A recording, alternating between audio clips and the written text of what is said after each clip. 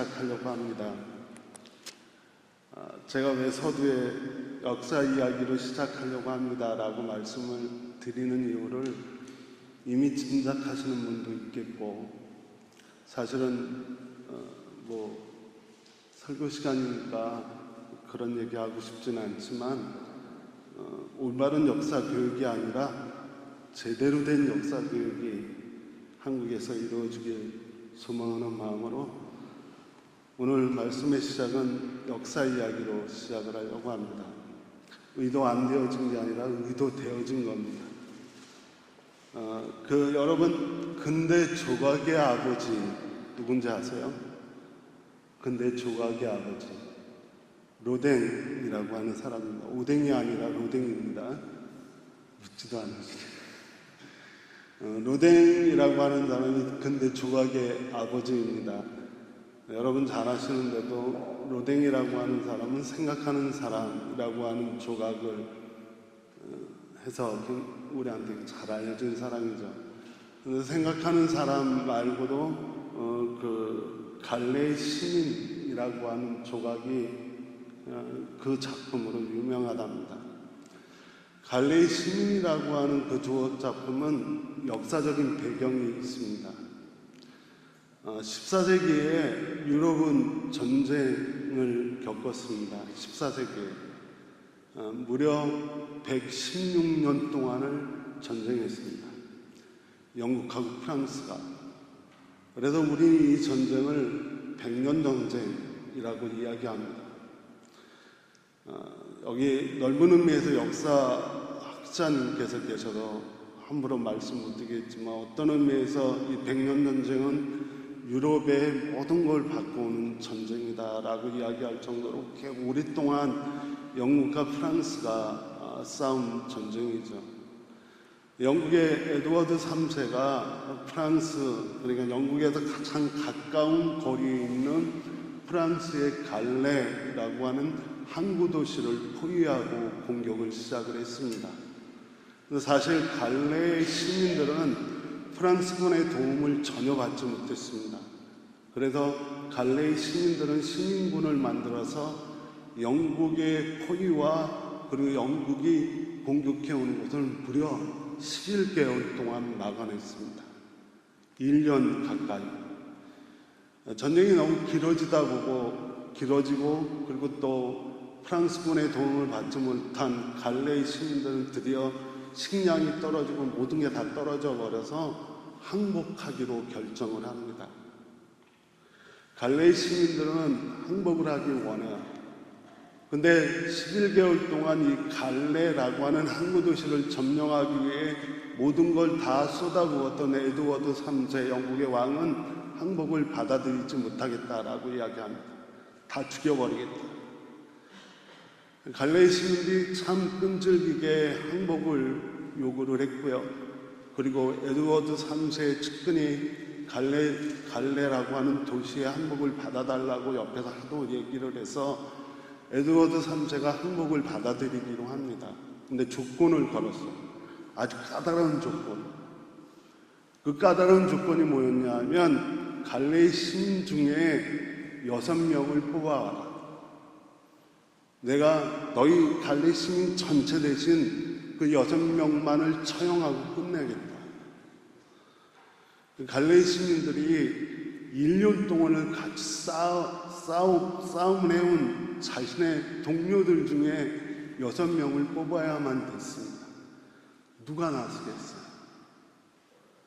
그런데 그때 마치 갈레의 가프 중에 드생피에르라고 하는 갈레라고 하는 도시에 돈 많은 부자 중에 한 사람과 그리고 법률가 그리고 고위 간직 그리고 귀족, 다시 말해서 그 사회의 지도층 6명이 자청해서 나섰습니다. 내가 가겠다. 그래서 6명은 에드워드 3세가 원하는 대로 맨발에 목에 다는 그 교수형에 쓰는 밧줄을 걸고 에드워드 3세 앞으로 나갔습니다. 에드워드 3세는 그들을 죽이려고 했어요. 근데 마치 에드워드 3세 영국 왕의 아내인 왕비가 임신을 하고 있어서 뱃속의 아이를 위해 그들마저도 용서해 주자고 아내가 그 왕비가 굉장히 간청을 합니다. 그래서 결국 에드워드 3세는 이 6명까지 죽이지 않고 놓아줍니다. 그래서 이 6명의 사회 지도층 인사는 갈레라고 하는 이 도시의 영웅이 됐습니다. 아무도 죽겠다고 나서지 않는데 사회 지도층 중에 지도층이 자청해서 내가 대신 죽겠다고 나섰으니 얼마나 이 사람들이 영웅이었겠습니다. 그래서 갈레의 시민들이 그 6명을 기리는 마음으로 로댕에게 조각을 만들어 달라라고 요청해서 만들어진 게 갈레의 시민이라고 하는 조각입니다. 그런 생각을 합니다. 사실 이 갈레의 시민들, 갈레의 영웅들, 이 14세기에 있었던 이 이야기는 프랑스어 중에 여러분 잘 아는 단어의 그 배경이 됐습니다. 그러니까 이 단어의 그 유래의 배경이 된 단어인데요. 프랑스 단어. 늘 헷갈리는 단어 중에 하나입니다. 노블레스 오블리제. 여러분 아시죠? 노블레스 오블리제. 노블레스 오블리제라고 하는 이 프랑스 말은요, 귀족들에겐 의무와 책임이 따른다라고 하는 겁니다. 더 정확히 이야기하면 부와 명예와 권력을 가진 사람들, 그런 사회 지도층들에게는 그거에 못지않은 의무와 책임이 있다라고 하는 얘기입니다. 그래서 이 노블레스 오블리제라고 하는 말을 할 때는 아마 비판적으로 사용하는 경우가 많습니다. 사회 지도층 인사들이 자신들의 의무와 책임을 다하지 못할 때 그들에게 노블레스 오블리제를 제발 좀 행하라라고 이야기할 때 사용되는 단어입니다. 근데 이 단어가 굉장히 재미있습니다. 노블레스라고 하는 단어는요, 원래 이 꽃고 닭 있죠, 닭의 벼슬을 이야기하는 프랑스어입니다. 그리고 오블리제라고 하는 단어는요, 달걀의 노란 자를 이야기합니다. 그러니까 노블레스는 닭의 벼슬을 이야기하고 오블리제는 달걀의 노른자를 이야기합니다. 이 두 단어가 합성하면 어떤 뜻이 되냐면 닭이 가지고 있는 사명은 벼슬을 자랑하는 것이 아니라 알을 낳는 것이다. 이해하셨어요? 닭이 가지고 있는 사명은 자신의 벼슬을 자랑하는 것이 아니라 알을 낳는 것이다. 다시 말해서 누군가에게 부와 명예와 그리고 권력이 주어졌다면 그 사람들은 그 부와 명예와 권력을 자랑할 것이 아니라 그것을 가지고 사회에 유익한 사람들이 되어야 된다라고 하는 것입니다.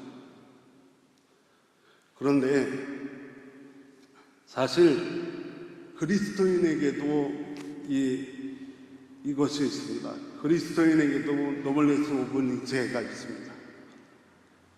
뭐냐면 그리스도인의 영광이라고 하는 말 아시죠? 그리스도인들이 받아야 될 영광이 있습니다. 그것을 부정하지 않습니다. 그런데 그리스도인이 그 영광을 받기 위해서는 노블레스만이 아니라 오블리제, 그리스도인도 영광을 받기 위해서는 그 영광을 위해 꼭 해야 될 일들이 있다라고 하는 말씀입니다. 이런 생각을 가지고 오늘 본문을 보려고 합니다. 마가복음 10장입니다. 오늘. 여러분 기억하실지 몰라도 이 전주 말고 그 전주 두 주를 마가복음 9장에 있는 말씀으로 나눴습니다. 마가복음 9장의 말씀을 나누면서 지금 예수님과 예수님의 일행이 갈릴리에 있다가 예루살렘을 향해 갑니다. 그러니까 예수님이 최후의 격전지라고 표현할 수 있는 예루살렘을 향해 올라가시기 시작했을 때 제자들과의 사이에서 생겨난 에피소드에 대한 이야기들을 이미 2번을 드렸습니다. 그리고 오늘 이 말씀은 갈릴리를 출발한 예수님과 그 일행이 갈릴리를 지나서 유다 지방을 지나서 예루살렘에 거반 도착했을 때 생긴 이야기입니다. 이제 몇 걸음만 더 가면 예루살렘입니다. 그런데 갑자기 예수님이 함께 가던 제자들을 불러 세우셔서 정말 당황스러운 말씀을 전합니다. 그것은 오늘 본문 마가복음 10장 35절인데요. 35절 앞에 한 세네 절 정도 있습니다. 그것을 어떻게 부르냐 하면 예수님의 3번째 순환 예고라고 부릅니다. 그러니까 예루살렘에 거반 도착한 예수님의 제자들에게 예루살렘에서 어떤 일이 생길지를 예고하신 거예요. 알려주신 거예요.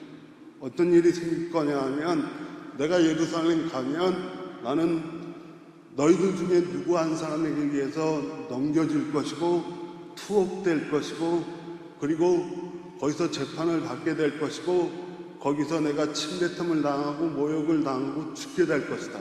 그리고 나서 사흘 만에 다시 살아날 것이다.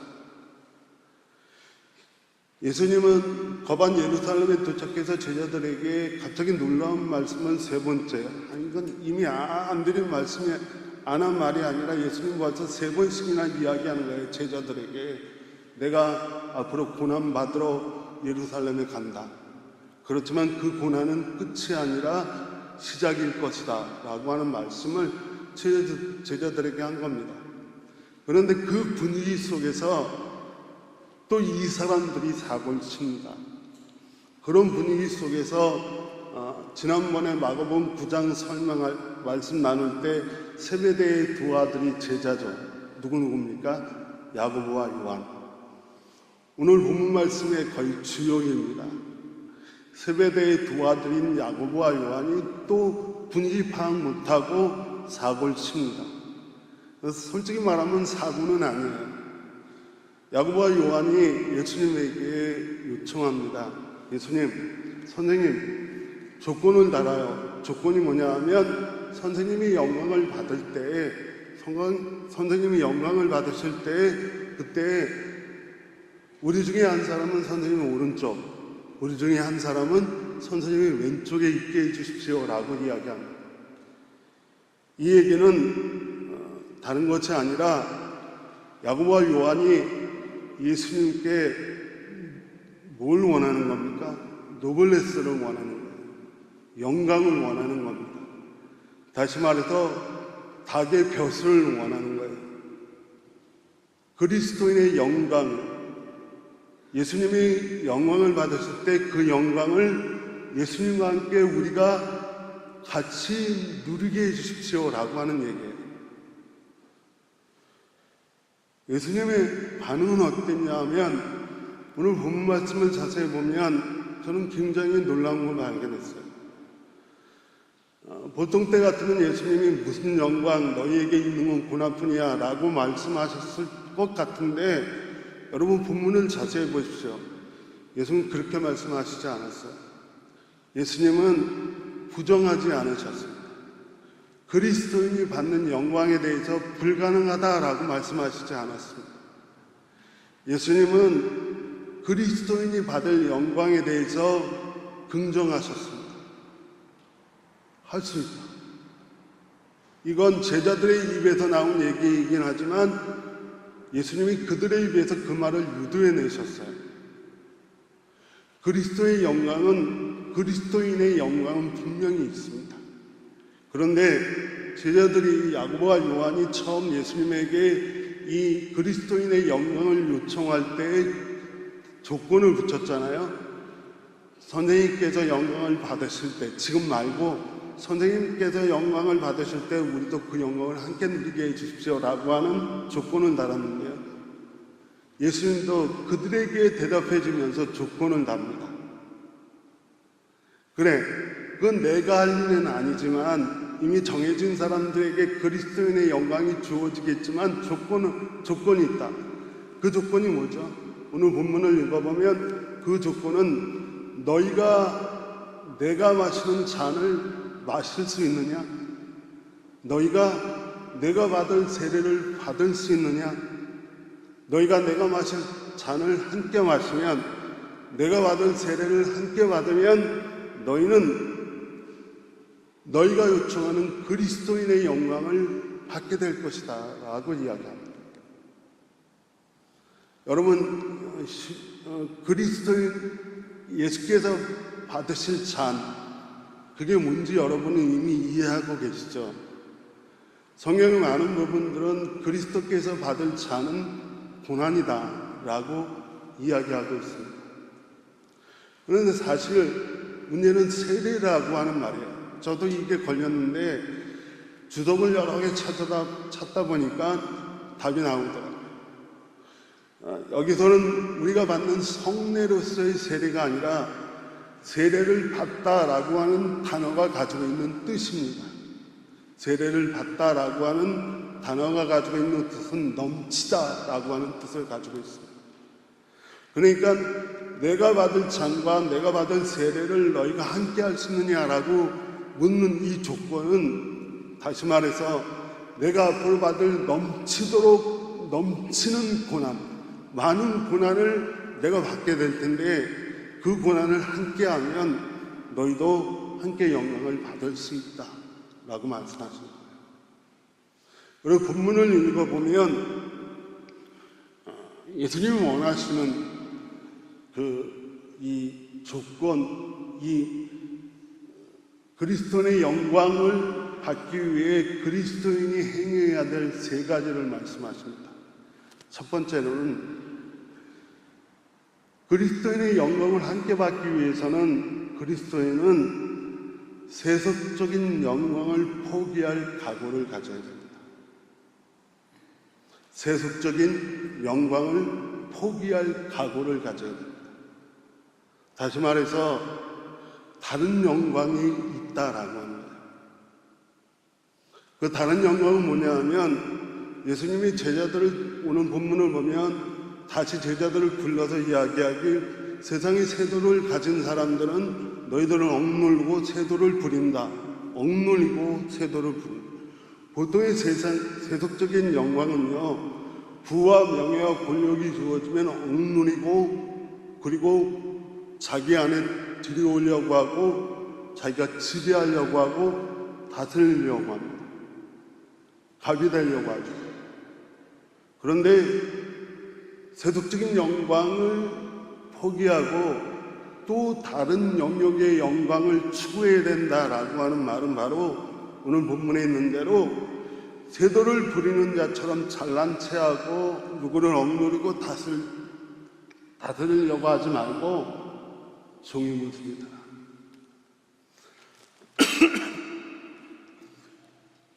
다른 영광의 모습은 바로 종의 모습으로 받는 영광입니다.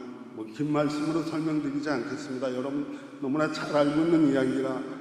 여러분 시바이자가 받고 있는 영광이 다스리고 누구를 부려서 얻은 영광이 아닙니다. 철저하게 섬기는 사람의 영광입니다. 여러분 마더 데레사가 받은 영광은 자기가 어떤 권력과 책임이 있어서 누구를 다스려서 얻은 영광이 아닙니다. 그는 철저하게 아픈 사람과 고난받는 사람들을 위해 스스로 종이됨으로 받은 영광입니다. 그래서 예수님이 그리스도인의 영광을 위해서 첫 번째로는 세속적인 영광을 포기할 각오를 하라라고 합니다. 두 번째로는요, 이 말씀을 드린 것과 겹치겠지만 예수님은 정확히 말씀하시는 말씀 중에 우리가 그리스도인의 영광을 받기 위해서 우리가 해야 될 두 번째로는 섬김을 받으려고 하지 말고 섬기는 자가 될 각오를 해라 라고 합니다. 그래서 예수님 스스로를 그렇게 표현하잖아요. 인자는 섬기러 온 것이 아니라, 섬김을 받으러 온 것이 아니라 섬기러 왔다 라고 말씀하시잖아요. 여러분 그럴 각오가 되지 않으면 그리스도의 영광에 참여할 수 없습니다. 그러나 그리스도의 영광에 참여하고자 원한다면 세속적인 영광을 버리고 더 높은 도덕적 차원과 그리고 또 다른 차원의 종의 모습의 영광을 각오하셔야 되고요. 두 번째로는 성령을 받으려고 하는 걸 포기하셔야 돼요. 섬겨야 그리스도인의 영광에 참여할 수 있습니다. 마지막 세 번째로는요, 예수님 그렇게 말씀하세요. 내가 너희들을 구원하기 위해 내 몸을 그 대가로 드려졌다. 세 번째로는요, 그리스도인의 영광을 차지하기 위한 고난을 각오해야 돼요. 우리가 흔히 하는 얘기로 십자가 없는 영광, 십자가 없는 부활, 십자가 없는 그리스도인의 영광은 없습니다. 십자가가 없는 기독교는 기독교가 아닙니다. 고난이 없는 기독교는 기독교가 아닙니다. 고난이 없는 믿음은 믿음이 아닙니다. 모든 믿음에는 고난이 있습니다. 그리스도께서 우리에게 남겨놓고 가신 고난을 함께하는 것이 바로 그리스도의 영광에 참여하는 길입니다. 그래도 결론을 말씀드리면 우리가 그리스도의 영광에 저와 여러분 모두가 참여하길 간절히 기도합니다. 그렇지만 이전의 방법이 아니라 예수 그리스도의 고난에 동참하는 믿음을 가지고 섬기는 자세로 또 다른 차원의 영광을 추구함으로 여러분 모두 그리스도의 영광에 참여하시길 주님의 이름으로 축원합니다. 말씀을 정리하면서 궁금해진 게 있었어요. 그러면 이 야고보와 요한이 어떻게 됐을까?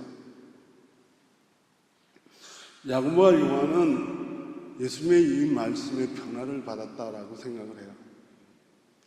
여러분, 야고보 사도가 어떻게 최후를 마쳤는지 혹시 아세요? 주 44년경에 헤롯 아그리빠라고 하는 사람이 유대의 총독이 됐습니다.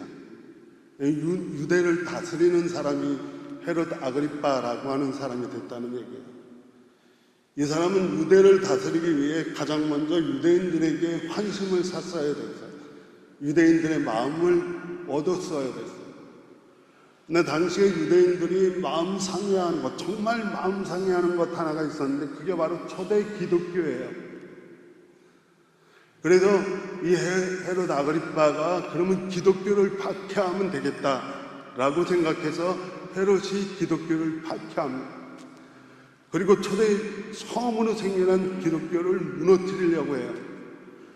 그래서 헤롯 아그리빠가 기독교를 무너뜨리려면 누굴 잡아 죽이면 될까? 라고 하는 질문 앞에 우리 대부분의 사람은 그 당시에 베드로라고 생각하지만 천만의 말씀이에요. 헤롯 아그리빠가 가장 먼저 기독교를 무너뜨리기 위해 잡아 죽인 사람은 야고보입니다. 그는 사도였어요. 처음으로 교회에 다가오는 박해를 야고보는 사도이면서, 다시 말해서 교회의 지도자이면서 그 교회를 향해 다가오고 있는 박해를 나는 지도자니까 뒤로 물러서 있지 않았다라고 하는 얘기예요. 야고보는 교회를 향해 다가오는 박해를 향해서 자기가 사도이고 지도자이면서 가장 앞서서 교회를 향해 박해가 다가오면 내가 먼저 내 몸으로 막아내겠다. 아니, 내 목숨으로 막아내겠다. 그럴 수 있는 사람이었기 때문에 헤롯이 기독교를 막아내기 위해, 부서뜨리기 위해 가장 먼저 죽여야 할 사람은 야고보였습니다. 그래서 사도행전 12장에 보면 헤롯이 유대의 총독이 되자마자 야고보를 칼로 단두시켜버립니다. 그는 12명의 사도 중에 가장 먼저 순교한 사람입니다. 온몸으로, 자기 목숨으로 교회를 향해 다가오고 있는 위험과 박해 앞에 자신의 목숨을 불살라 교회를 지켜낸 사람입니다. 이 사람이야말로 정말 진실로 노블레스 오블 닉체의 한 사람이죠. 그런데 여러분, 저는 여러분 모두가 순교하라, 죽음을 각오하라 라고 하는 얘기는 하지 않습니다. 저는 그걸 원하지 않아요. 그래서 야고보는 그렇게 죽었는데 요한은 어떻게 죽은 것 같습니까? 요한은요, 쉽게 목숨을 버리는 사람이 아니었대요. 교회를 향해 박해가 오는데 내가 나가서 죽지 이런 사람이 아니었어요. 그는 그렇다고 해서 굴복하지도 않았어요. 그는 전승에 의하면 도미시안 황제 때 교회에 향해 오는 박해가 있을 때 밤모섬으로 유배 가서 100살이 넘도록 살았어요. 다시 말해서 지긋지긋하게 살면서 교회에 다가오는 모든 박해를 그의 삶으로 견뎌낸 사람이에요. 버틴다. 무슨 일이 있어도 굴복하지 않지만 내 끝까지 교회와 성도들과 함께하겠다. 그걸 100세가 넘도록, 그 100세가 넘도록 교회에 닥쳐온 모든 박해들을 야고보는 한 번 경험하고 목숨을 버렸지만 요한은 끝까지 죽지 않고 그 모든 박해 속에서 성도들과 그리고 교회에 위로와 용기를 주면서 끝까지 살아남았어요. 저는 야고보가 위대하다라고 이야기하지 않고 요한이 위대하다라고 이야기하지 않습니다. 둘은 방법이 달랐습니다. 하지만 분명한 것은 둘은 같았던 것, 그리스도인의 영광을 위해 예수 그리스도의 고난에 동참했고 섬기는 자로 다른 차원의 영광을 구하며 살았던 정말 그리스도인의 노블레스 오블리제한 사람이다 라고 말씀드릴 수 있습니다. 사랑하는 여러분 모두는 야고보와 요한이 그랬듯이 방법과 모양은 다르지만 그렇지만 그리스도의 영광을 위해 여러분 예수 그리스도의 고난에 동참하는 마음과 믿음으로 섬김을 실천하여 그리스도의 영광에 참여한 저와 여러분이 되시길 주님의 이름으로 간절히 축원합니다. 기도하겠습니다. 하나님 감사합니다. 오늘 우리에게 말씀을 허락하시고